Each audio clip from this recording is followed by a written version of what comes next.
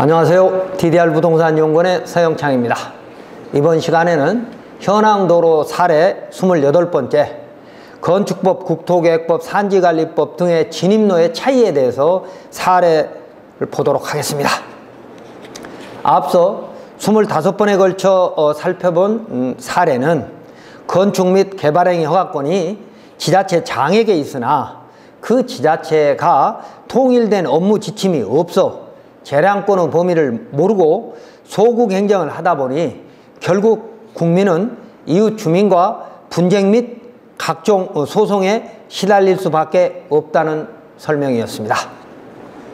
이번 시간부터는 지자체 각 부서가 담당하고 있는 각종 법령에 의해서 만들어진 현황도로가 너비 기준과 배타적 사용권의 포기 및 제한에 대해서 허가권자가 최종적으로 판단해주지 않음으로써 발생한 수많은 피해 사례를 살펴보도록 하겠습니다. 이런 현황도로 때문에 주민 간의 분쟁이 생기는 사례는 크게 두 가지로 모아볼 수 있는데, 하나는 건축법의 진입로와 개발행위허가 진입로 차이로 발생되는 것이고, 다른 하나는 도시계획 등으로 조성된 각종 사업지구 내의 도로와 개인이 개설한 도로의 차이로 발생되는 것으로 모을 수 있습니다. 첫 번째, 현행 건축법 도로는 이미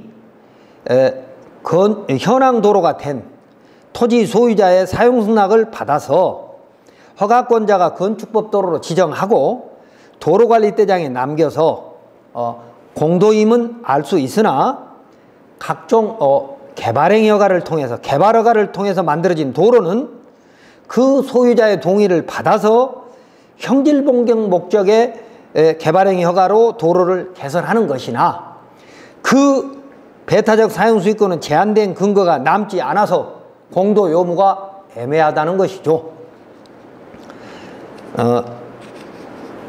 일선 지자체는 개발행위 허가의 기반시설인 진입로가 공공시설인데도 법제처 및 법원의 유권 해석을 근거로 배타적 사용수익권이 제한되지 않았다고 해석하고 있어 이런 현황도로에 접해 있거나 이런 현황도로를 이용하려는 토지 소유자의 고통이 의외로 큽니다. 특히 지자체의 각 부서는 각각 상급기관인 중앙행정부 법령에 따라 업무를 수행하는 것이므로 같은 지자체 내에서도 서로 유기적인 협조가 쉽지 않을 때가 있습니다. 건축법 도로와 개발행위 진입로 차이를 보면, 구조 너비 기준은 건축법은 현황도로의 통행 가능만 검토하고, 건축법은 통행 가능한 통로만 있냐를 검토하고, 개발행위 허가는 형질 변경은 물론 주변 환경까지 검토하게 됩니다.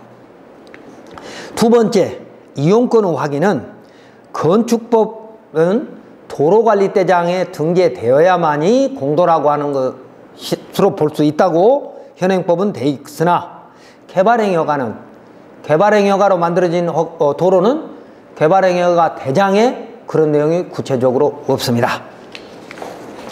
그래서 똑같이 사용승낙을 받아서 건축허가, 개발행위 허가를 받았으나 건축허가는 도로관리대장에 올라가기 때문에 공도임이 명확하지만 개발행위 허가는 그런 절차나 법적인 절차가 없기 때문에 애매하다는 것이죠.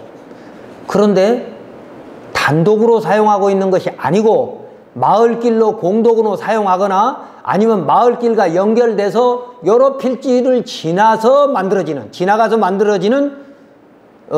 진입로는, 이건 분명하게 건축허가 목적이라면 공도가 되어야 하거든요. 그러니까 토지 소유자의 동의가 없도록 개발행위 허가에서 그런 법을 만들거나 아니면 건축법에 추가를 해놓으면 건축허가를 하면서 빠뜨리지 않겠죠.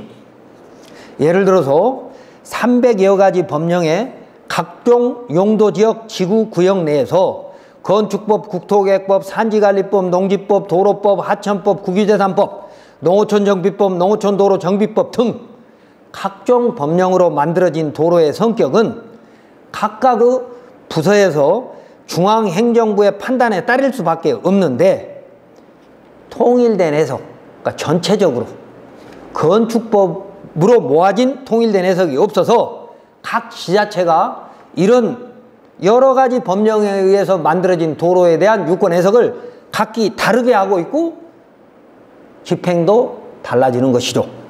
그러므로 국토부는 일선 지자체 각 부서가 적극 행정을 펼 수 있도록, 즉 배타적 사용수익권이 제한됐다 안 됐다라고 하는 부분을 대법원 판례에만 맡길 게 아니라 각 법령 안에 있는 규정들을 살펴서 적극 행정을 펼 수 있도록 건축허가 및 개발행위허가의 진입로에 관한 규정을 각 중앙행정부 법령 및 업무 지침을 한 곳에 모아서 허가 신청자인 국민의 입장에서 해석할 수 있도록 일선 허가 공무원을 교육할 필요가 있다는 겁니다.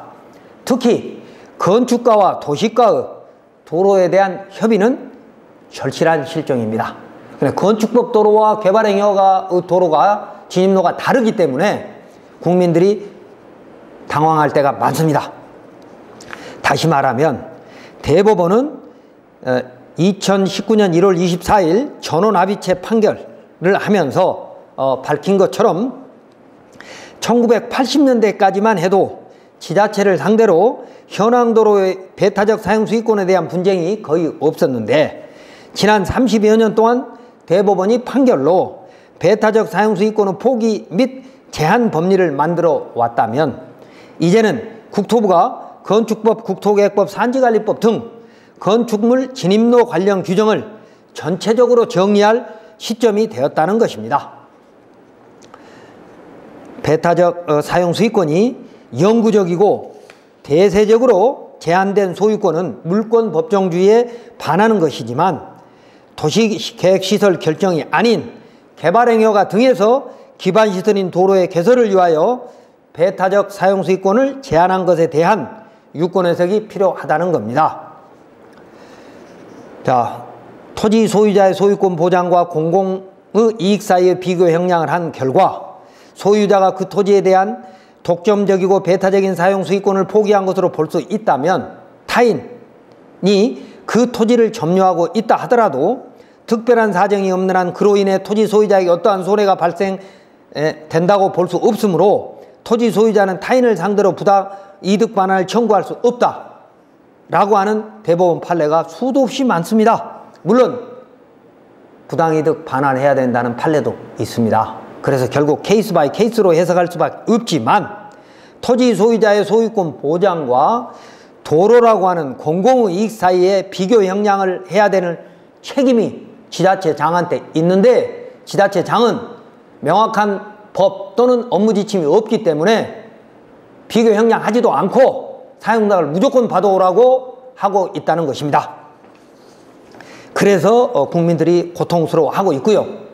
또 다른 하나는 국가는 국토의 효율적 이용을 위하여 행정계획을 세우고 부동산 공법을 제정하여 사유재산권을 제한하고 있는데 그 법령 미비 및 법령 간의 이해 상충으로 인하여 국민이 많이 힘들어하고 있습니다.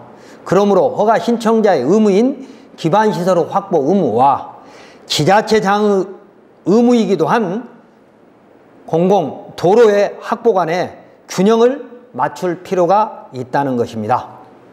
예를 들어서 도시지역과 비도시지역은 1934년 조선시가지 계획령에서부터 행위규정 및 진입로 규정을 다르게 적용하였고 2003년 국토계획법, 도시계획법과 국토이용관리법이 합해서 국토계획법이 됐는데 국토계획법이 제정돼서 도시지역과 비도시지역 규제가 하나로 합해졌지만 그 전에 각 법령에 의해서 만들어진 현황도로에 대한 판단은 애매합니다.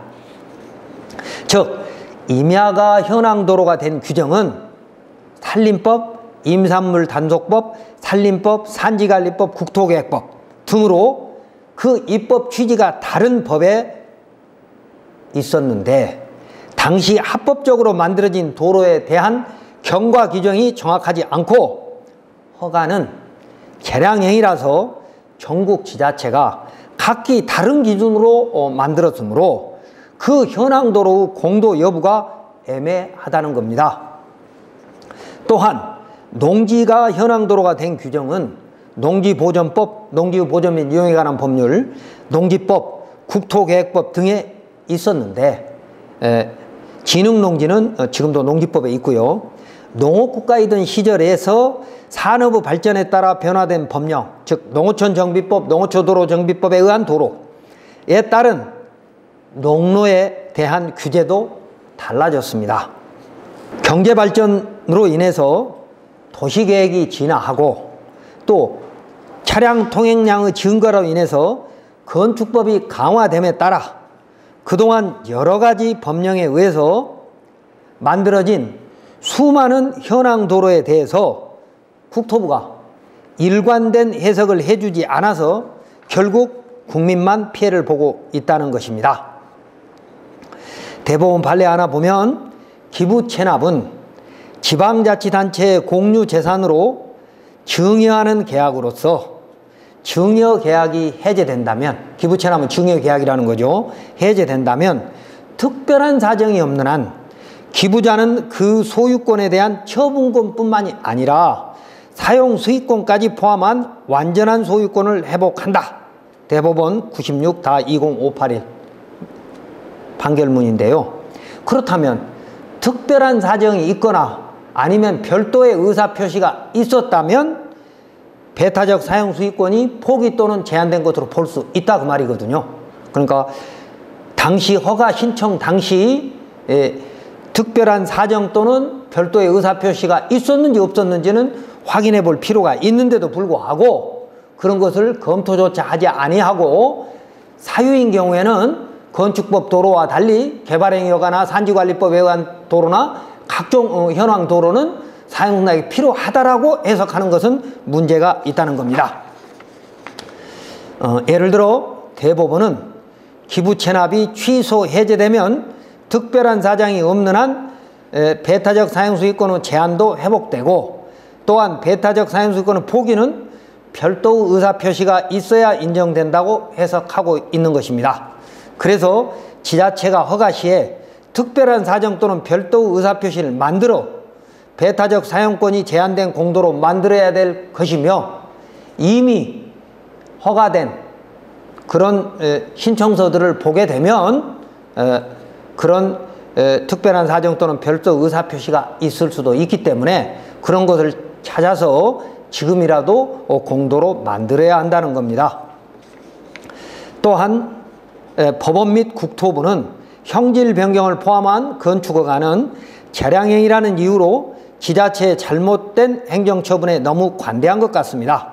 즉 법령에 의해서 만들어진 합법적인 도로라면 그 현황도로 소유자의 재산권의 보호도 중요하지만 기반시설인 도로는 공공시설이고 공익시설이므로 그 현황도로 이용자인 일반 국민의 권리도 보호해야 하기 때문에 가능한 범위 내에서 건축법 45조 1항 단서 2호에 의한 현황도로 소유자의 동의 없이 조례도로 지정 등으로 가능한 공도를 만들어야 한다는 겁니다.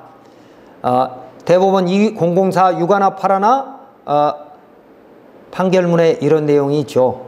토지의 형질 변경 허가는 그 금지 요건이 불확정 개념으로 행정청에게 재량권이 부여되어 토지의 형질 변경 행위를 수반하는 건축허가는 재량행위에 속한다.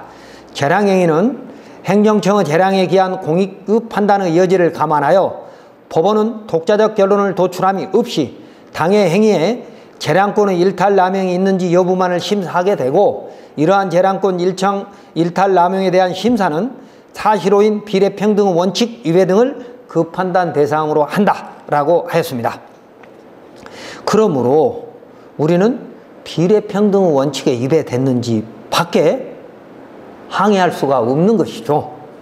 특히 개발제한구역 내에서 형질 변경 허가로 지목이 도로로 바뀐 도로, 옛 구획정리사업지구 내의 도로, 지구단위 계획구역 내의 보차 혼용 통로, 택지개발지구 외곽의 완충녹지로 절단된 기존의 현황 도로 등은 사유지라 하더라도 건축법의 구조 너비 기준에 맞으면 국토 및 도시계획 차원에서 공도로 인정하여 허가 신청자에게 현황도로 소유자의 사용승낙을 요구해서는 안 되고 오히려 기반시설인 도로 확보 의무가 있는 국가 및 지자체가 그 소유자에게 필요하다면 적정한 보상 등의 방법으로 해결하여야 합니다.